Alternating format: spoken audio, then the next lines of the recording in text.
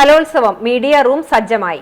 Kunnamkulam government model boys higher secondary സ്കൂളിൽ ഓഡിറ്റോറിയത്തിന് സമീപത്തെ കെട്ടിടത്തിലാണ് മീഡിയ റൂം സജ്ജീകരിച്ചിട്ടുള്ളത്. Kunnamkulam press club president Jose Maliyekkal media റൂമിന്റെ ഉദ്ഘാടനം നിർവഹിച്ചു. നഗരസഭാ കൌൺസിലറും മീഡിയ കമ്മിറ്റി ചെയർമാനുമായ ഷാജി ആലിക്കൽ അധ്യക്ഷനായി. കൌൺസിലർമാരായ മിനി മോൻസി, ബിജു സി ബേബി, തൃശൂർ വിദ്യാഭ്യാസ ഉപഡയറക്ടർ AK Ajithakumari, media committee convener PT Kitto, vice chairman Neil Tom, joint convener Jeeson Kakkassery, higher secondary principal PI Raziya തുടങ്ങിയവർ പങ്കെടുത്തു. വിവിധ സംഘടനാ പ്രതിനിധികളും മാധ്യമപ്രവർത്തകർ, വിദ്യാർത്ഥികൾ എന്നിവർ ചടങ്ങിൽ സംബന്ധിച്ചു.